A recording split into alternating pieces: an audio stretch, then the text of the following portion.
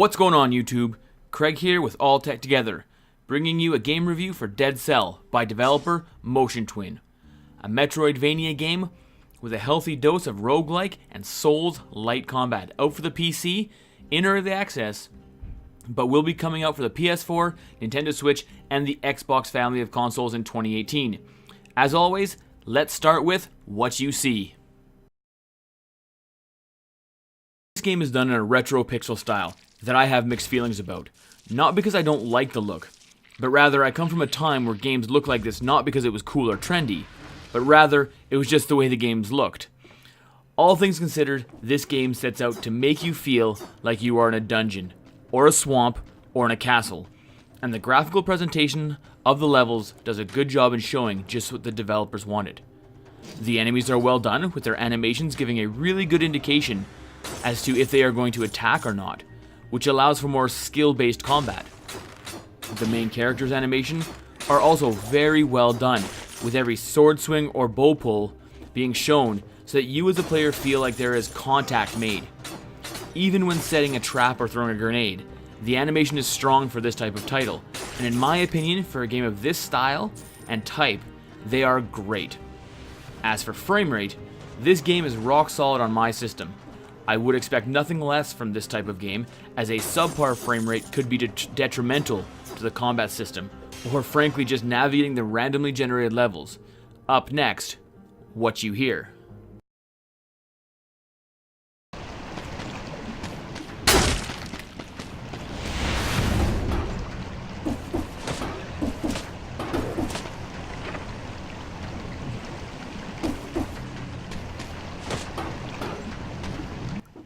Sound can make or break a game sometimes, as it really can change a game from good to great, just by tugging on the heartstrings of the player, and will be remembered for years to come. This is not one of those games at all, as the sound is good from the gurgle of the enemies to the explosion of the grenades, but leaves something to be desired. If I had to put my finger on it, I would say the sound effects are basic. They give the players the needed information, but not much else. Ambient sounds of wind or birds, heck, even water flowing from pipes, would have given a better representation of the levels and fed better into the world the developers are trying to build. Please remember that this is a budget title, and by no means do I expect the soundtrack to be anywhere close to the music score of, let's say, a Final Fantasy game or another AAA title. But I would have liked to have seen some better use of music in the title. The music is passable, but a lot of the times it is just faded to obscurity, never really making me listen to it and saying, wow, this is great music. There is no voice acting in this game, just some text, so there's not much to say on this point. Up next, what you feel.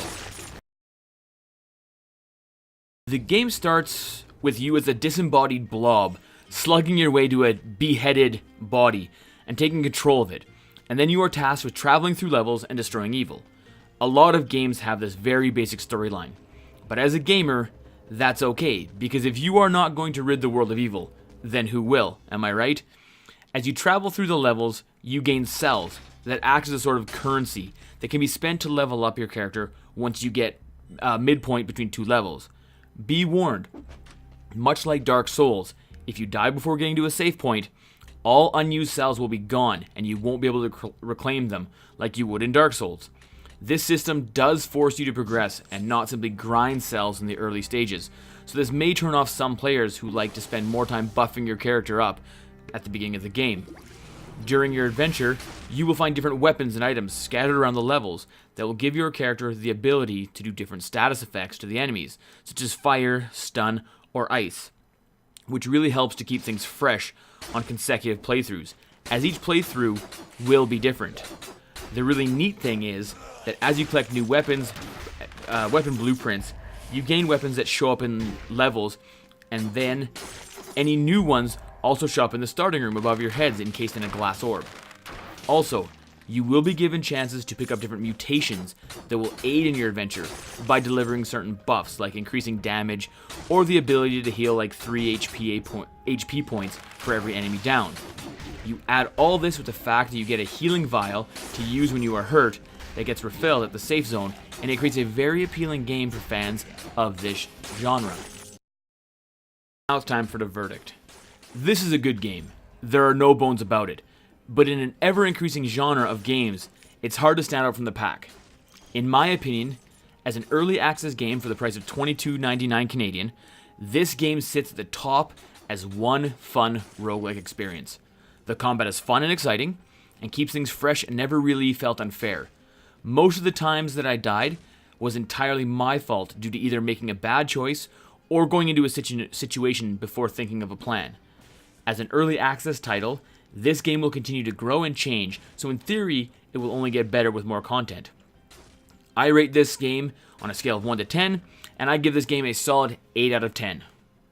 Again, my name is Craig from All Tech Together, and thanks for watching. If you like what I do, hit that subscribe button and leave a comment. When this channel hits 500 subscribers, I will be giving away a $50 Amazon gift card. You can also follow me on Twitter at All Tech Together, and I'll catch you guys on the next one.